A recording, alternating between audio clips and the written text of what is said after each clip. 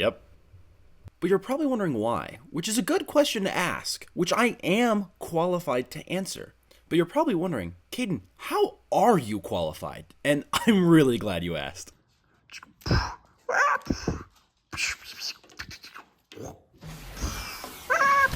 After that display of my vast knowledge of Spider-Man, along with the fact that I've watched, read, and dressed up as Spider-Man for years at this point, I think I know what I'm talking about just a little bit. So when I say that this new Spider-Man show is amazing, I mean it. And to give a quick overview, the show's about your local unassuming nerd that we all know and love, Peter Parker, getting bit by a radioactive spider which gives him superpowers.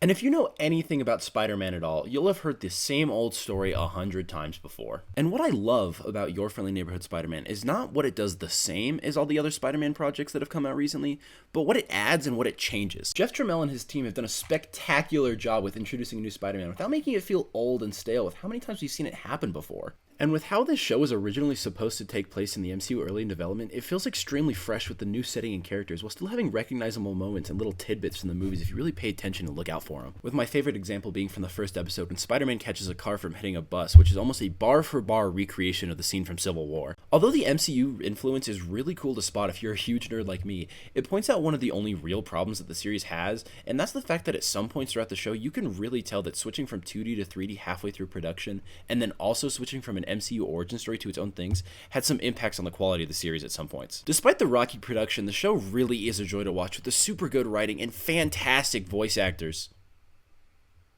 Except for one of them. It really makes these characters feel truly like real people, and I love watching them talk and interact with each other. And although the animation feels a little static at certain points in the show, it's undeniable that the action scenes look incredible and like a comic book really come to life. And I feel that with season 2 of the show, which is already in production, that the team will really be able to make the show look amazing and give it their all, since they don't have to fight all the production hurdles they faced on the first season. Now that we've got the general stuff out of the way, I can talk about the really specific things I liked about the show. Starting with the characters, the sidecast in this show is one of the best from any Spider-Man TV show or movie I've seen so far. Nico Minoru as Peter's best friend is a really interesting change to the status quo, and personally I'm a big fan of this choice because I absolutely loved her in the Marvel Midnight Suns game, and the way they hint at her also having powers throughout the season gets me super excited for what they have planned. Harry is also great in this show, and I love how he is compared to the last couple Harrys we've had. And I especially love how he feels modernized, but still like Harry at his core. And I actually think the choice to make a character a popular influencer actually really works for him and adds to the rich and popular vibe, but also gives a good reason why someone so rich and famous would want to be friends with someone like Peter Parker. I also really like Harry and Nico's relationship and how they slowly grow to like each other over the course of the season.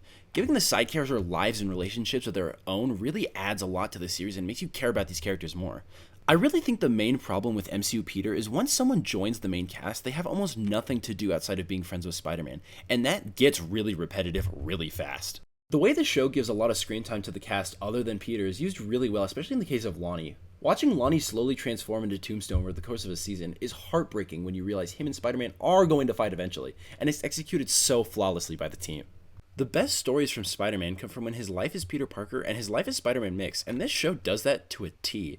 In a day and age where superheroes don't really have secret identities, it's nice to see a show that really focuses on that and doesn't really put that idea on the back burner. And that's why it's so interesting when someone like Norman finds out about Spider-Man's identity. The mentor relationship that Peter and Norman have in the show mirrors what Tony and Peter had in the MCU, but with how flawed of a man Norman is, it really takes the mentor idea and really gets a lot of interesting stories out of it. I think the scene where Norman tells Peter, "With great power comes great respect," shows how bad of an influence he is on Peter, and it's such a great way to show Peter that once you put that thought process into action, it ends horribly. Having a Spider-Man project like this use this relationship in a way that feels realistic and not like character assassination, unlike some modern Spidey comics, is so cool to watch happen because even though most people know Norman becomes the Goblin, I'm almost on the edge of my seat constantly to see how this unfolds in the future. I also think all of the characters from Oscorp really add a lot to the show, and having people on the same level as Peter is super fun to see. Dr. Connors is also great, and I really enjoy their relationship and how she's always constantly having to stick up for Peter, and how she does it pretty willingly. Also, having Peter and the other interns be used to make a machine without their consent adds to the growing feeling of Norman not really being the best guy in the world like he was in Peter's eyes at the start of the series. I'm also a huge fan of the amount of villains this 10-episode series fits in. Doc Ock looks absolutely fantastic, and I'm glad to see a version of him that's pretty evil from the start. No disrespect to the second Raimi movie or the PS4 game, but sometimes it's really nice to just have a villain that are just kind of in it for the love of the game. Also, having Rhino and Chameleon show up this early in the series is really cool to see, and I can't wait to see how they're used in later seasons. Also, having Spider-Man fight little henchmen and small-time villains is just so nice to see, because you don't really get that a lot in most modern Spider-Man adaptations. And of course, Scorpion is just amazing. The voice acting for him is just genuinely phenomenal, and he feels terrifying. He feels like a major threat anytime he's on screen. Watching him kill a guy on screen and beat up Spider-Man nearly to death was genuinely a shock watching it for the first time, and I loved it. I'm so glad the show isn't really afraid to show blood and guns, even though there's not a ton in there. I feel like superhero projects are really afraid to show guns and blood a lot of the time because they're supposed to be kid-friendly, but with a show made for all ages, it's nice to show that they're not afraid of doing it. Moving on to the designs, this is one of the coolest looking Spider-Man projects ever, period. Obviously, nothing has come close to the Spider-Verse movies, but in my opinion, this show just looks fantastic. I love all the suits Peter uses throughout the show, and they really nail the classic suit towards the end of the series. I'm also a big believer in homemade suits, and the homemade suit in this show is really growing to be one of my favorites. The back tank for the webs really feels appropriate for a homemade design and gives a really memorable outline to the suit. The intro is also so good that I just never skipped it once while watching the show, which is really saying a lot for a show that gives you a big button telling you to skip it. The concept art and character designs done by Leo Romero add so much charm to the show. They feel very comic accurate to the early days of Spidey comics, but still feel really original and memorable. The story of this season feels so Spider-Man at its core. They really weren't messing around when they called this Friendly Neighborhood Spider-Man because it truly feels like a very friendly neighborhood Spider-Man, with how often he drops whatever he's doing to help people in danger. I feel that too often nowadays, superheroes aren't shown saving people and they're just fighting the bad guy.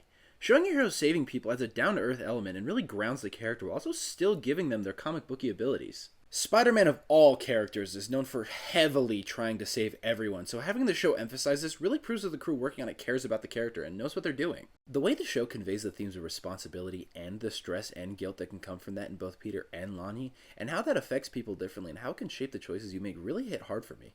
I mean, the way this show sets an example for a whole new generation of kids who will grow up with this Spider-Man, and how it lets people know that it's okay to feel hardship and doubt, but it gets easier if you have the people and the support system to lift you up, and I think that's a really powerful message. The overall arc of the season felt super well done to me, with the gang side of the world with Scorpion and the tech theft side with Norman and Otto both helped put Peter in a great place to launch off of to get a really generational Spider-Man show started. Overall, I think the show was a great season of television and a great start to this Spider-Man story. I'm hoping in future seasons this Peter will finally be able to grow out of MCU Spider-Man's shadow and really set himself apart. Although I had minor complaints, I think the team behind the show will definitely be able to improve on what didn't work and absolutely go beyond with what did. Huge shout out to Jeff Trammell and his team for making an absolutely spectacular TV show, and huge shout out to you for watching this whole video.